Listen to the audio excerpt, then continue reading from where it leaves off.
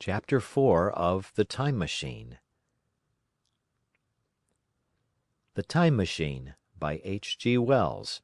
Chapter 4. In another moment we were standing face to face, I and this fragile thing out of futurity. He came straight up to me and laughed into my eyes. The absence from his bearing of any sign of fear struck me at once. Then he turned to the two others who were following him and spoke to them in a strange and very sweet and liquid tongue. There were others coming, and presently a little group of perhaps 8 or 10 of these exquisite creatures were about me. One of them addressed me. It came into my head, oddly enough, that my voice was too harsh and deep for them. So I shook my head, and pointing to my ears, shook it again. He came a step forward, hesitated, and then touched my hand. Then I felt other soft little tentacles upon my back and shoulders. They wanted to make sure I was real. There was nothing in this at all alarming. Indeed, there was something in these pretty little people that inspired confidence, a graceful gentleness, a certain childlike ease. And besides, they looked so frail that I could fancy myself flinging the whole dozen of them about like ninepins. But I made a sudden motion to warn them when I saw their little pink hands feeling at the time machine.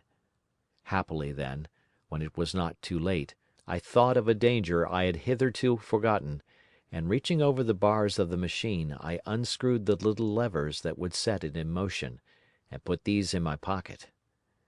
Then I turned again to see what I could do in the way of communication.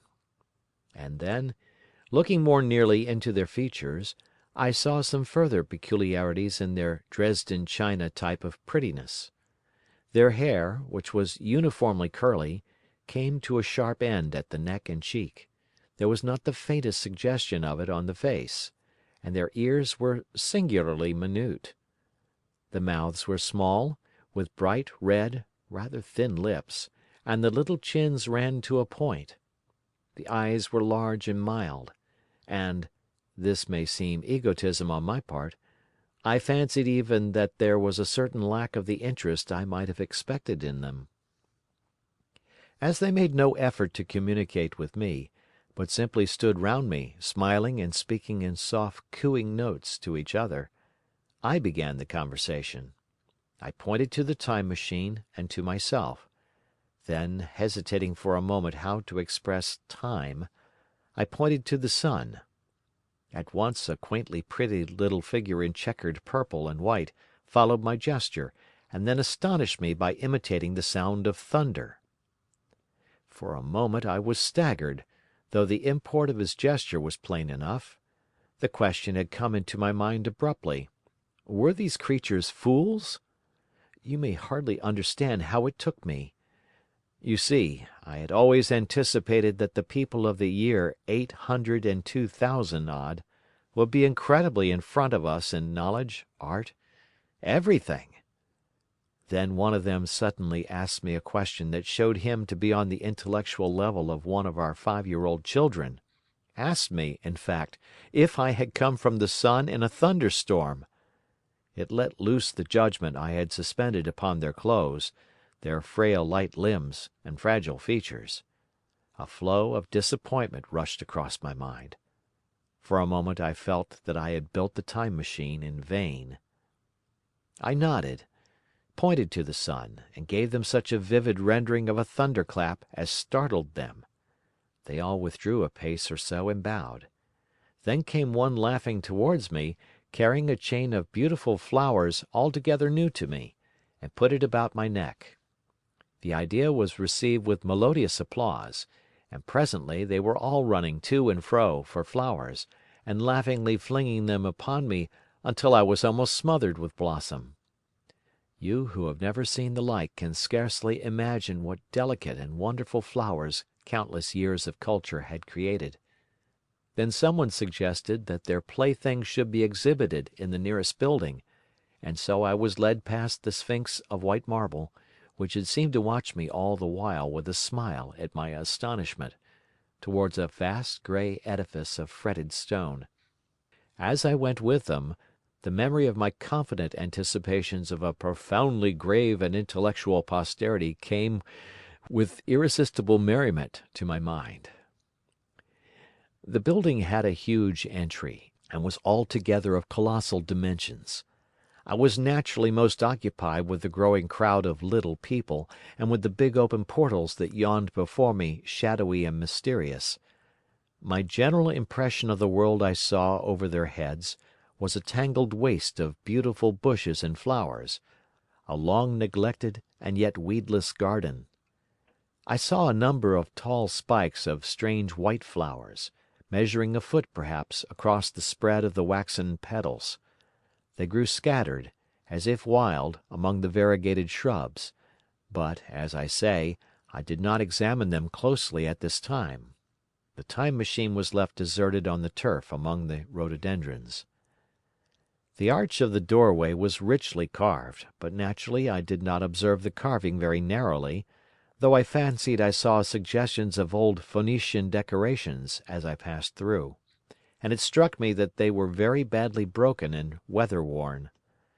Several more brightly clad people met me in the doorway, and so we entered, I, dressed in dingy 19th century garments, looking grotesque enough, garlanded with flowers, and surrounded by an edifying mass of bright, soft-coloured robes and shining white limbs, in the melodious whirl of laughter and laughing speech.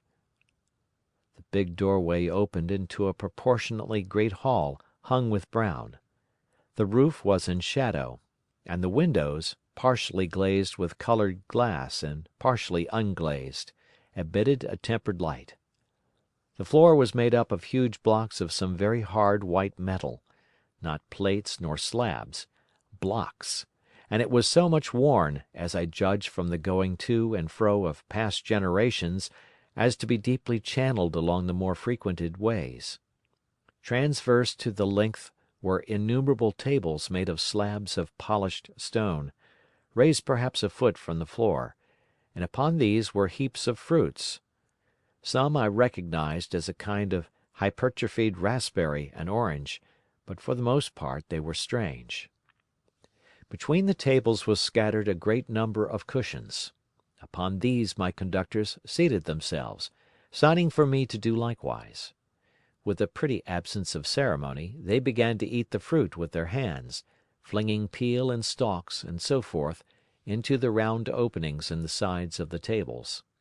I was not loath to follow their example, for I felt thirsty and hungry. As I did so, I surveyed the hall at my leisure. And perhaps the thing that struck me most was its dilapidated look.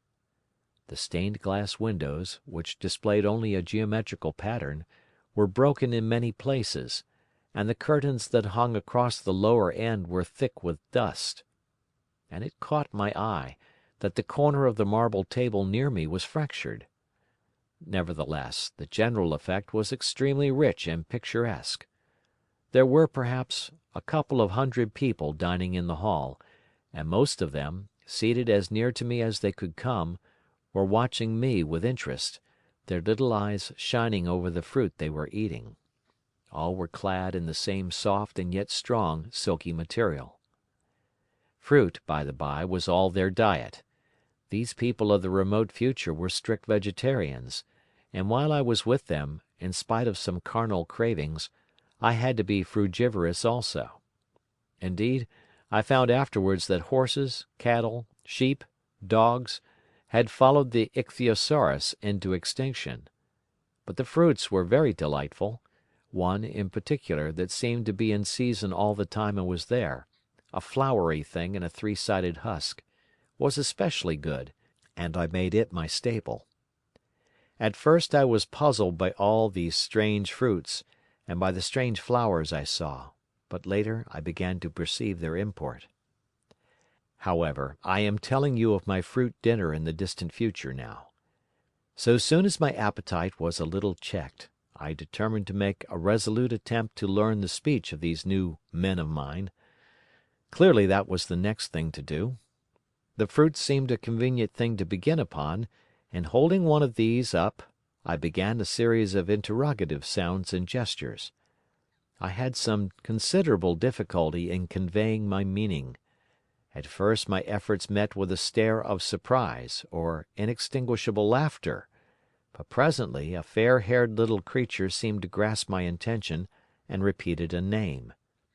They had to chatter and explain the business at great length to each other, and my first attempts to make the exquisite little sounds of their language caused an immense amount of amusement. However, I felt like a schoolmaster amidst children, and persisted, and presently I had a score of noun substantives at least at my command, and then I got to demonstrative pronouns, and even the verb to eat. But it was slow work, and the little people soon tired and wanted to get away from my interrogations, so I determined, rather of necessity, to let them give their lessons in little doses when they felt inclined. And very little doses I found they were, before long, for I never met people more indolent or more easily fatigued. A queer thing I soon discovered about my little hosts, and that was their lack of interest. They would come to me with eager cries of astonishment, like children, but like children they would soon stop examining me and wander away after some other toy. The dinner and my conversational beginnings ended, I noted for the first time that almost all those who had surrounded me at first were gone. It is odd, too, how speedily I came to disregard these little people. I went out through the portal into the sunlit world again as soon as my hunger was satisfied. I was continually meeting more of these men of the future, who would follow me a little distance, chatter and laugh about me, and, having smiled and gesticulated in a friendly way, leave me again to my own devices. The calm of evening was upon the world as I emerged from the great hall, and the scene was lit by the warm glow of the setting sun. At first things were very confusing. Everything was so entirely different from the world I had known, even the flowers. The big building I had left was situated on the slope of a broad river valley, but the Thames had shifted perhaps a mile from its present position. I resolved to mount to the summit of a crest, perhaps a mile and a half away, from which I could get a wider view of this our planet in the year 802,701 A.D. For that, I should explain, was the date the little dials of my machine recorded. As I walked I was watching for every impression that could possibly help to explain the condition of ruinous splendor in which I found the world, for ruinous it was. A little way up the hill, for instance, was a great heap of granite, bound together by masses of aluminium, a vast labyrinth of precipitous walls and crumpled heaps, amidst which were thick heaps of very beautiful pagoda-like plants, nettles possibly, but wonderfully tinted with brown about the leaves, and incapable of stinging. It was evidently the derelict remains of some vast structure, to what end built I could not determine. It was here that I was destined, at a later date, to have a very strange experience, the first intimation of a still stranger discovery, but of that I will speak in its proper place. Looking round with a sudden thought, from a terrace on which I rested for a while, I realized that there were no small houses to be seen. Apparently the single house, and possibly even the household, had vanished. Here and there among the greenery were palace-like buildings, but the house and the cottage, which form such characteristic features of our own English landscape, had disappeared. Communism, said I to myself. And on the heels of that came another thought. I looked at the half-dozen little figures that were following me. Then, in a flash, I perceived that all had the same form of costume, the same soft hairless visage, and the same girlish rotundity of limb. It may seem strange, perhaps, that I had not noticed this before. But everything was so strange. Now, I saw the fact plainly enough. In costume, and in all the differences of texture and bearing that now mark off the sexes from each other, these people of the future were alike, and the children seemed to my eyes to be but the miniatures of their parents. I judged then that the children of that time were extremely precocious, physically at least, and I found afterwards abundant verification of my opinion. Seeing the ease and security in which these people were living, I felt that this close resemblance of the sexes was after all what one would expect, for the strength of a man and the softness of a woman, the institution of the family and the differentiation of occupations are mere militant necessities of an age of physical force. Where population is balanced and abundant, much childbearing becomes an evil rather than a blessing to the state. Where violence comes but rarely and offspring are secure, there is less necessity. Indeed, there is no necessity for an efficient family, and the specialization of the sexes with reference to their children's needs disappears. We see some beginnings of this even in our own time, and in this future age it was complete. This, I must remind you, was my speculation at the time. Later, I was to appreciate how far it fell short of the reality. While I was musing upon these things, my attention was attracted by a pretty little structure, like a well under a cupola. I thought in a transitory way of the oddness of wells still existing, and then resumed the thread of my speculations. There were no large buildings towards the top of the hill, and as my walking powers were evidently miraculous, I was presently left alone for the first time. With a strange sense of freedom and adventure I pushed on up to the crest. There I found a seat of some yellow metal that I did not recognize, corroded in places with a kind of pinkish rust, and half smothered in soft moss, the armrests cast and filed into the resemblance of griffins' heads.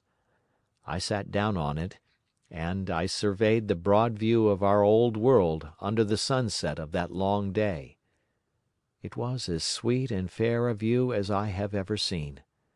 The sun had already gone below the horizon, and the west was flaming gold, touched with some horizontal bars of purple and crimson. Below was the valley of the Thames, in which the river lay like a band of burnished steel. I have already spoken of the great palaces dotted about among the variegated greenery, some in ruins and some still occupied. Here and there rose a white or silvery figure in the waste garden of the earth, here and there came the sharp vertical line of some cupola or obelisk. There were no hedges, no signs of proprietary rights, no evidences of agriculture. The whole earth had become a garden. So watching, I began to put my interpretation upon the things I had seen, and as it shaped itself to me that evening, my interpretation was something in this way. Afterwards, I found I had got only a half-truth, or only a glimpse of one facet of the truth. It seemed to me that I had happened upon humanity upon the wane. The ruddy sunset set me thinking of the sunset of mankind. For the first time I began to realize an odd consequence of the social effort in which we are at present engaged. And yet, come to think, it is a logical consequence enough. Strength is the outcome of need. Security sets a premium on feebleness. The work of ameliorating the conditions of life, the true civilizing process that makes life more and more secure, had gone steadily on to a climax. One triumph of a united humanity over nature had followed another. Things that are now mere dreams had become projects deliberately put in hand and carried forward, and the harvest was what I saw. After all, the sanitation and the agriculture of today are still in the rudimentary stage. The science of our time has attacked but a little department of the field of human disease, but even so, it spreads its operations very steadily and persistently. Our agriculture and horticulture destroy a weed just here and there, and cultivate perhaps a score or so of wholesome plants, leaving the greater number to fight out a balance as they can. We improve our favorite plants and animals, and how few they are, gradually by selective breeding. Now a new and better peach, now a seedless grape, now a sweeter and larger flower, now a more convenient breed of cattle. We improve them gradually, because our ideals are vague and tentative, and our knowledge is very limited, because nature, too, is shy and slow in our clumsy hands. Some day all of this will be better organized, and still better. That is the drift of the current in spite of the eddies. The whole world will be intelligent, educated, and cooperating. Things will move faster and faster towards the subjugation of nature. In the end, wisely and carefully we shall readjust the balance of animal and vegetable life to suit our human needs. This adjustment, I say, must have been done, and done well. Done indeed for all time, in the space of time across which my machine had leaped. The air was free from gnats, the earth from weeds or fungi. Everywhere were fruits and sweet and delightful flowers. Brilliant butterflies flew hither and thither. The ideal of preventive medicine was attained. Diseases had been stamped out. I saw no evidence of any contagious diseases during all my stay, and I shall have to tell you later that even the processes of putrefaction and decay had been profoundly affected by these changes. Social triumphs, too, had been effected.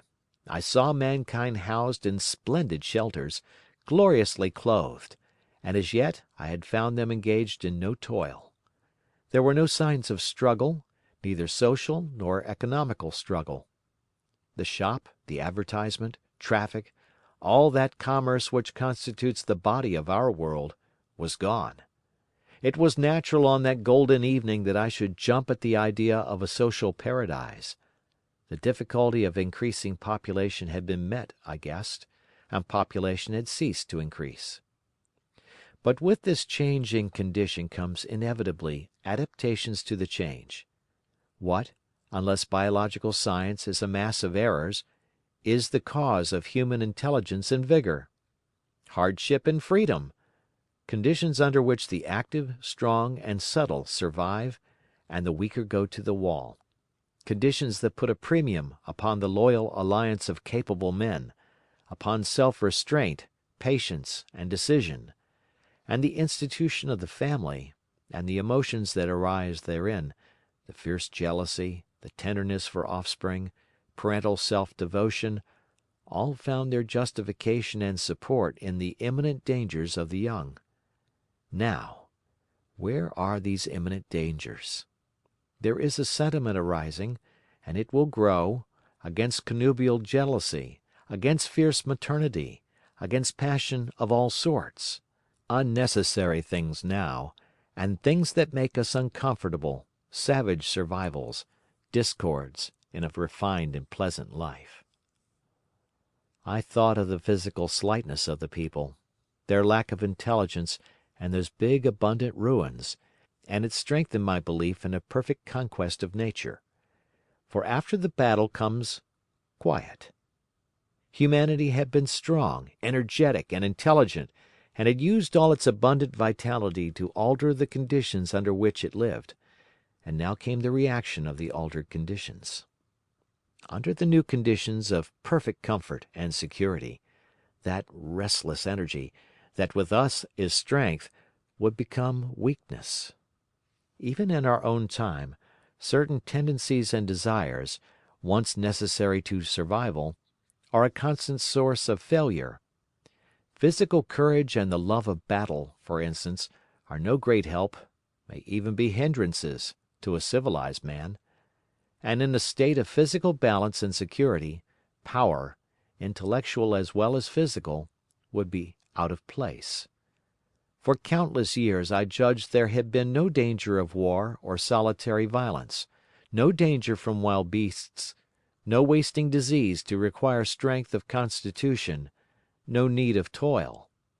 For such a life, what we should call the weak are as well equipped as the strong, are indeed no longer weak. Better equipped indeed they are, for the strong would be fretted by an energy for which there was no outlet.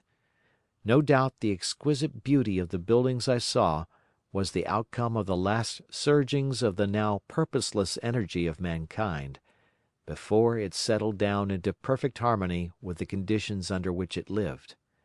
The flourish of that triumph which began the last great peace. This has ever been the fate of energy and security. It takes to art and to eroticism, and then comes languor and decay. Even this artistic impetus would at last die away, had almost died in the time I saw. To adorn themselves with flowers, to dance, to sing in the sunlight, so much was left of the artistic spirit, and no more. Even that would fade in the end into a contented inactivity. We are kept keen on the grindstone of pain and necessity, and, it seemed to me, that here was that hateful grindstone broken at last. As I stood there in the gathering dark, I thought that in this simple explanation I had mastered the problem of the world, mastered the whole secret of these delicious people. Possibly the checks they had devised for the increase of population had succeeded too well, and their numbers had rather diminished than kept stationary. That would account for the abandoned ruins. Very simple was my explanation, and plausible enough, as most wrong theories are. End of chapter.